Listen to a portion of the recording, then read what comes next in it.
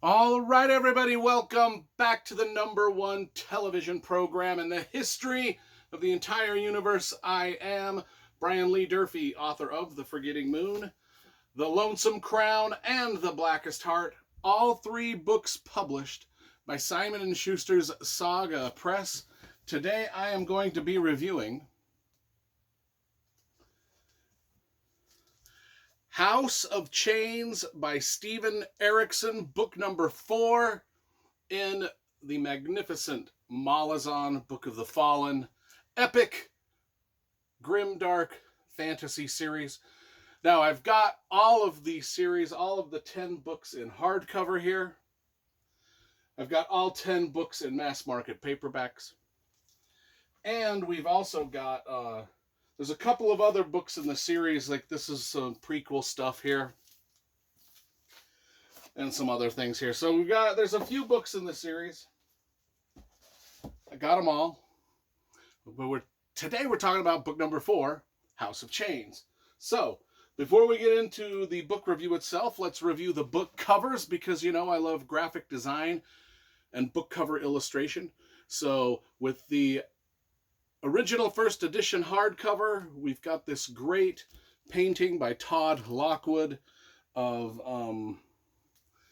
it's just very moody and grim. It's just kind of cool. I know my plastic cover kind of makes it hard to see, but anyway, I love the font. I love the old-timey kind of late 90s font they've got going. It's a nice wraparound look here. Really dope book with some great maps and stuff like that throughout the book.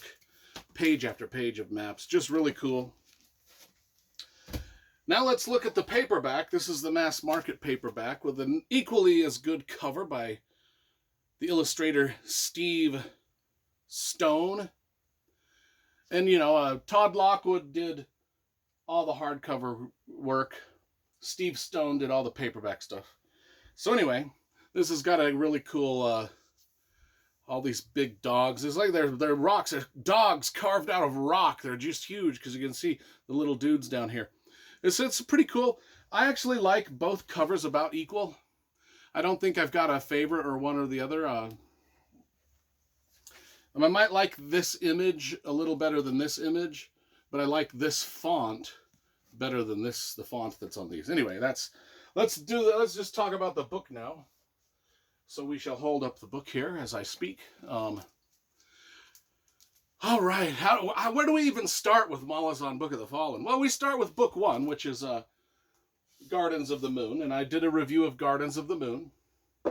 I've done a review of Dead House Gates, and I've done a review of book 3, Memories of Ice. If you want to see those reviews, just type in my last name, the title of the book, and the review will come up on your computer screen. That's how that's done. If you want to watch those reviews before you watch this one. Any House of Chains. I'm just assuming if you're watching this review, you've probably read these books already and just interested in what I have to say about them. And I got a lot to say about them because it's one of my favorite fantasy series of all time. I think it's probably the most complex world-building situation that we've got in the entire history of the fantasy genre. I mean, the world building that Steve Erikson does in this 10 books and going series is just next level beyond, a level that no one's ever reached and likely never will again. It's just that extravagant and grim and realistic and fantastical and magical and bloody and brutal and adventurous, with cool characters saying really cool dialogue.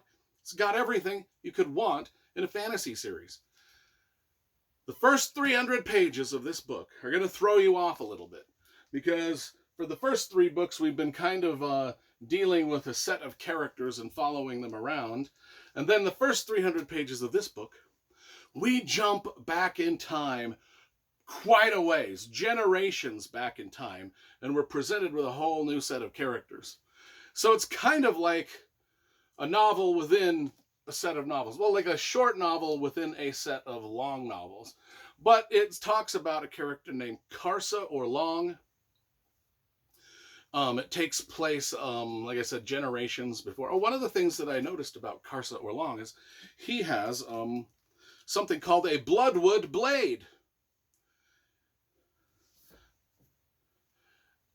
There's bloodwoods in my books. If you've read my books, there's bloodwood assassins in my books. I just thought that was kind of cool. Has nothing really to do with the review. I just thought I'd mention it. Anyway, Karsa Orlong is this dude. He's a mighty Teblar warrior. He sort of leads a doomed campaign of blood and war. He's kind of got a secret identity, which is kind of revealed later in the book, believe it or not. But Karsa Orlong, he's not really that good of a guy. He's violent. His life sucks. His life has sucked. I mean, he's suffered through war and slavery and all sorts of things that in the first 300 pages of this book. It just kind of the themes of those 300 pages are, as we follow this character, Karsa Orlong, is just like the themes of violence, the violence of military life, the day-to-day of military life, especially when it comes to medieval warfare and how chaotic it can be, yet so how ordered and structured it can be. And it's just kind of mind-boggling that we go on this journey with this guy who we haven't met before, but yet he becomes one of our favorite characters in the entire series. And I don't know how that happens, because we get the 300 pages of him, and then we jump forward in time to the main story where all of our other main characters that we've been following for the first 3 books and that we will follow for the next 7 books are. The main story jumps into, so after we get through this kind of lengthy 300-page prologue, which is about the size of a novel in and of itself, we jump to the main story, which takes place sort of right after Deadhouse Gates book number 2 finishes, and Memories of Ice book number 3 is kind of taking place at the same time as this one, if that makes sense. Anyway, Tavore Perron, who was a main character in the first couple books, he's an adjunct to the Empress, and he has to go, he has gone to the last remaining Malazan stronghold of the 7 cities, and sort of train this army that's not really up to par yet. They're kind of like new recruits. They're kind of bumbling new recruits, and he's got to train them.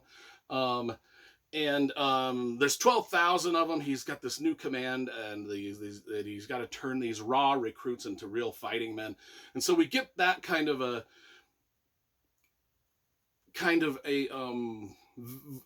vision. I don't know what the word I'm looking for. We get that insight into another aspect of war, where in Karsa Orlong we talk a lot about war and how chaotic and medieval and brutal and how it can be. And then we get this other set of warriors that are really trying to learn how to fight within a structure and chain of command kind of a thing. And we get to see that in all of its brutal, grim detail and hilarious sort of dialogue that kind of follows these people around. We get, and then there also there's this desert, the Raraku. I don't know how to pronounce that desert, but it's like this sort of legendary, dangerous desert with deadly secrets and all sorts of stuff going on in it. And so we got these military guys, we've got this desert, we've got a landscape that is just out of sight, with its hugeness, its magicalness, its deadliness, its brutality, its medieval grimness. And these characters, some of our favorite characters are back, like the cynical Sergeant Strings, the assassin Kalam, the noble warrior not Truss, that's David Gemmell. Not Druss, the legend. The noble warrior troll Sengar, and the mighty Karsa Orlong, of course. And we get all these characters going through this landscape, fighting all these different adventures. I'm really doing a shit job of describing this book. It's so complex. Like I said, I don't even know where to start to describe it. There's so much going on in this. I will tell you, I've been reading this about 50 pages a day for the last couple weeks. Now, it is about a 700-page book.